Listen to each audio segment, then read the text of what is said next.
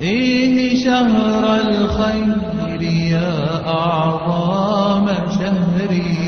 اس رات کی علامات کیا ہیں، اس رات کی نشانیاں کیا ہیں؟ تو میرے دوستو، احادیث کے اندر اس کی کئی ایک نشانیاں بیان کی گئی ہیں اس رات کی۔ سب سے پہلی نشانی یہ ہے کہ یہ رات آسان، معتدل اور پرسکون ہوتی ہے۔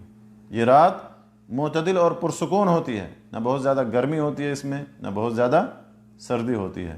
دوسری علامت یہ ہے کہ یہ رات پوری کی پوری سلامتی والی ہوتی ہے، جیسا کہ اس آیت میں اللہ تعالیٰ نے اس سورہ میں ذکر کیا، سورۃ القدر میں، اور اسی طرح سے روشن اور چمکدار ہوتی ہے۔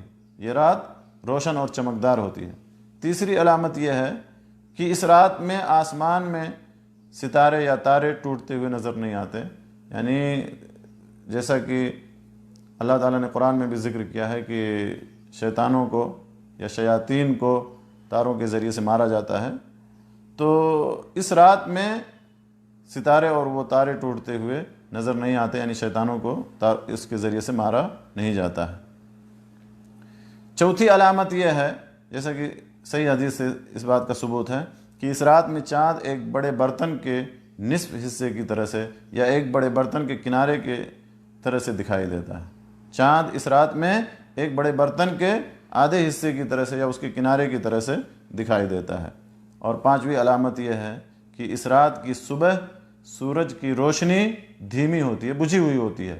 اس رات کی صبح سورج کی روشنی کیا ہوتی ہے؟ بجھی ہوئی ہوتی ہے، دھیمی ہوتی ہے، اس میں شعاع نہیں ہوتی ہے۔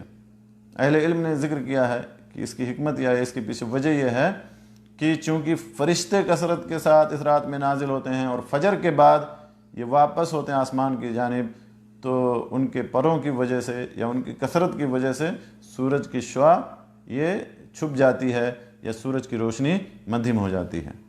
تو یہ لیلۃ القدر کی 5 علامات ہیں جن کا ذکر احادیث میں آیا ہے۔ سب سے پہلی علامت، جیسا کہ میں نے آپ لوگوں کو بتایا، کہ یہ رات معتدل اور پرسکون ہوتی ہے، نہ بہت زیادہ گرمی ہوتی ہے نہ بہت زیادہ سردی ہوتی ہے۔ دوسری، یہ رات سلامتی والی ہوتی ہے، چمکدار اور روشن ہوتی ہے۔ تیسری علامت یہ ہے کہ اس میں آسمان میں تارے ٹوٹتے ہوئے نہیں دکھائی دیتے۔ چوتھی علامت ہے کہ اس میں چاند ایک بڑے برتن کے نصف حصے کی طرح سے دکھائی دیتا ہے یا اس کے کنارے کی طرح سے دکھائی دیتا ہے۔ اور پانچویں بات یہ ہے کہ پانچویں علامت یہ ہے کہ اس رات کی صبح سورج کی روشنی دھیمی ہوتی ہے یا اس میں شعاع نہیں ہوتی ہے۔ اور اہل علم نے بیان کیا ہے کہ اس کی وجہ یہ ہے کہ فرشتے کثرت کے ساتھ اس رات میں نازل ہوتے ہیں اور فجر کے بعد واپس ہوتے ہیں اس وجہ سے۔